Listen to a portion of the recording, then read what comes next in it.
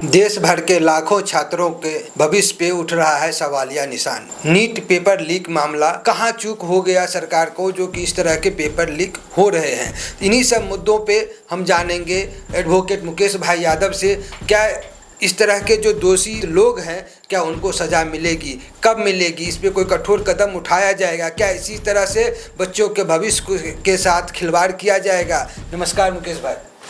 नमस्कार। कैसे देखते हैं नीट पेपर लीक मामला को और जिस तरह से बच्चे के भविष्य के साथ खिलवाड़ किया जा रहा है? देखिए, ये एक बहुत दुखद घटना है। देश भर में 25 लाख बच्चे इस नीट की तैयारी में बैठते हैं और 25 लाख बच्चे, कुछ लोगों ने ट्यूशन किया होगा, कुछ कहीं पे तैयारी कर रहे होते हैं, कुछ घर से दूर जाकर अपनी तैयारी कर रहे होते हैं। उनको ऐसा लगता है कि इस साल मैं नीट का एग्ज़ाम दे के उसके बाद मैं मेडिकल में एग्ज़ाम ले लूँगा, लेकिन जब उनको पता चलता है कि पेपर कैंसिल हो चुका है, तब उसके बाद उनको जो है वही एग्ज़ाम के लिए फिर से 6 महीने का, 3 महीने का, 4 महीने का वेट करना पड़ता है। मतलब आपका साल भर वेस्ट हो जाता है वो। तो ये बहुत गलत है, ये ऐसा नहीं होना चाहिए। और इसमें सरकार को दोष देना तो बड़ा आसान है, लेकिन ये सिस्टम समझिए इतना जटिल है। इतने लोग उस एग्ज़ाम को करवाने के लिए लगे होते हैं कि कौन वो दोषी व्यक्ति है, उसको आइडेंटिफाई कर पाना आसान नहीं होता। कौन सा व्यक्ति कब बिक जाएगा, किसका ईमान कब डगमगा जाएगा, आप नहीं कह सकते। ऊपर से तो सभी अच्छे दिखते हैं, लेकिन किसके दिल के अंदर खोट है, कौन धोखा देने वाला है सरकार को और समाज को, कोई बता नहीं सकता। इसके अंदर देखिए अरेस्ट हुई है और बड़े बड़े लोग अरेस्ट हुए हैं, उस पर सीबीआई जांच चल रही है।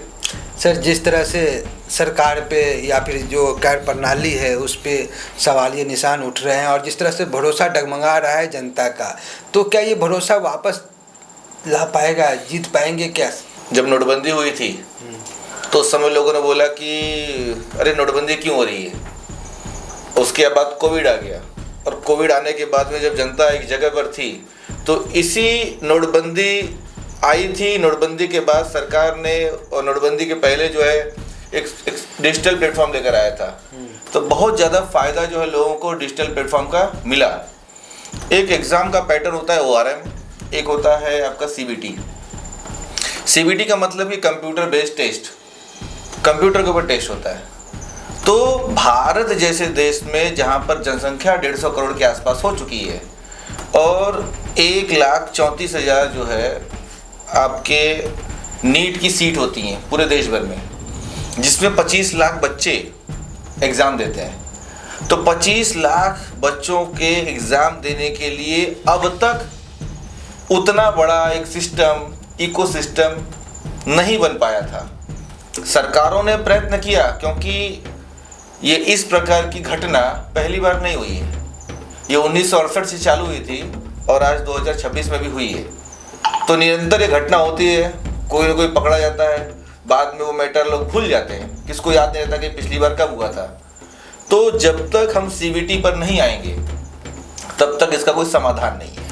विपक्ष आरोप लगा रहा है कि सरकार इस व्यवस्था को चलाने में बिल्कुल विफल रही है और चला नहीं पा रही है, तो कैसे देखते हैं? विपक्ष का काम है आरोप लगाना।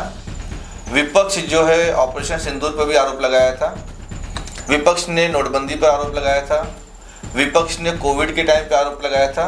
तो विपक्ष अपना काम कर रहा है, विपक्ष ईमानदारी से काम कर रहा है, उसको अपना काम करने दीजिए। ये जो बच्चे जो प्रभावित हुए हैं, जो बच्चे इसमें एग्ज़ाम में बैठे थे, तो उसको क्या वापस से कोई एग्ज़ाम करवाने वाले हैं या कैसे क्या करने वाले हैं? यही नीट का एग्ज़ाम फिर से हो रहा है। सरकार ने उसकी तिथि, समय सब घोषित कर दिए। आपको लगता है कि कोचिंग माफिया या जो लोग हैं, सक्रिय लोग हैं, इन लोग के कारण से ये हुआ है या फिर क्या, कैसे देखते, कहाँ से ये चीज़? देखिए, मैं बड़ी जिम्मेदारी से कहना चाहता हूँ कि सारे पाप का जो उद्गम होता है वो लालच होता है। सारे पाप का, चाहे किसी भी क्षेत्र में चले आइए, तो जितने बड़े लोग हैं वो क्या चाहते हैं कि मेरा बेटा जो है MBBS डॉक्टर बन जाए। MBBS डॉक्टर बनेगा तो सरकारी हॉस्पिटल में उसको जॉब मिल जाएगी, जॉब मिल जाने के बाद उसको गवर्नमेंट की सैलरी चालू हो जाएगी। तो वो जो बड़े रसूखदार लोग होते हैं वो ट्राई करते हैं कि ऐसे आदमी को इन्फ्लुएंस किया जाए जहाँ से हमको मिल सकता है। समझे? एक गरीब आदमी जो सिलेंडर ढो रहा है, या गरीब आदमी जो ऑटो चला रहा है, गरीब आदमी जो गांव में खेत में हल चला रहा है, उसके पास तो इतना पैसा नहीं ना वो किसी को इन्फ्लुएंस कर सके। तो इन्फ्लुएंस करने वाले तो बड़े लोग हैं जो ये चाहते हैं कि मेरा बच्चा हो जाए। जो लाखों विद्यार्थी का भविष्य अंधकार में अभी दिख रहा है, उसको क्या मैसेज देना चाहेंगे? विद्यार्थियों को देखो, मैसेज तो सिर्फ इतना ही है कि आप जो है लगे रहिए। ये तो एक अंधेरा था, छटेगा, सवेरा फिर निकलेगा। अंधेरा छटेगा, उजाला होगा, आज नहीं तो कल जरूर होगा। आप अपना संघर्ष मेहनत करते रहिए और अपने मेहनत पे विश्वास रखिए।